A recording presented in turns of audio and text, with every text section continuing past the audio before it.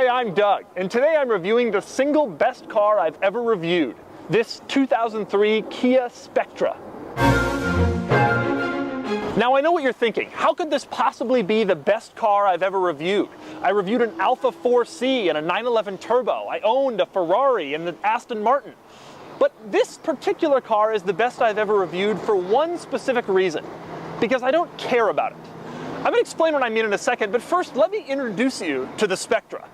It's owned by my cameraman, Filippo, who is currently standing behind the camera mocking me for being an idiot.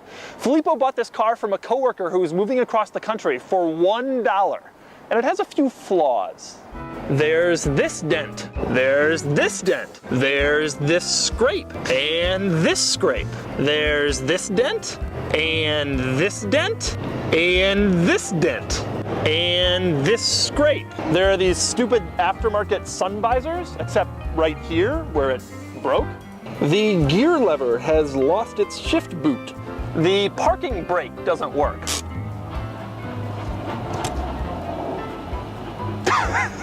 This is the door handle. And this is the seatbelt latch. And this is the noise it makes when it starts up.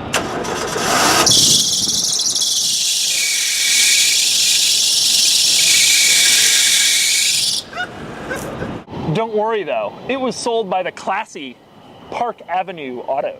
This car is so bad that Filippo one time went on the Edmunds.com trade-in value tool to see what it was worth, and he put in all the specifics, and the trade-in value was? $39. Negative $39. Now, I didn't believe Filippo, so I went on the Edmunds.com trade-in value tool, and I put in all the car specifics, and the value that I got was? Negative $39. In other words, according to Edmunds, if Filippo wanted to trade this car on a new one, he would have to pay a dealer $39 to take it off his hands. And yet, in spite of these issues, it remains the best car I've ever reviewed. And here's why.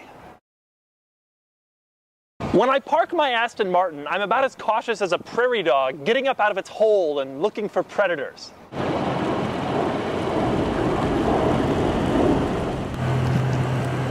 No, no, no, no.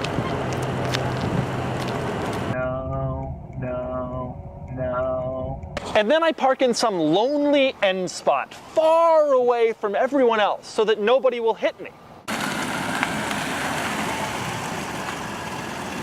Perfect. In the Spectra, you can park wherever you want, even if it's between a Ford Escort and a semi-truck. You also don't care about minor annoyances like shopping carts hitting the car.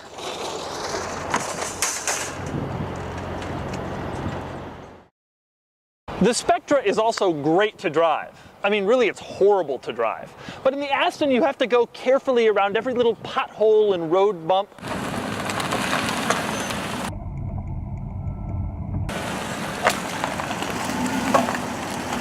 Whereas in the Spectra, you can do pretty much whatever you want.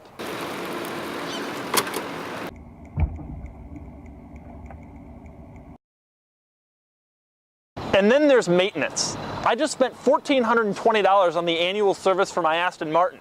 According to Edmunds, this thing isn't worth $1,420, even if you had $1,450 in cash in the trunk. The result is that you can get creative with repairs. In the Aston, everything has to be replaced perfectly to manufacturer specifications using original parts. In the Spectra, who really cares? A zip tie here, a piece of tape there, nothing here, and you don't really care about it. And so, ladies and gentlemen, the Spectra is the best car I've ever reviewed simply because you don't have to worry about it. You never wonder if anyone's messing with your Spectra. You never worry if you scraped your Spectra's front end on the ground. You never worry if someone backed into your Spectra in a parking lot. In fact, you kind of hope they did, because then you'd get a big fat insurance payout, wherein you have to give your insurance company $39. It makes when it starts up.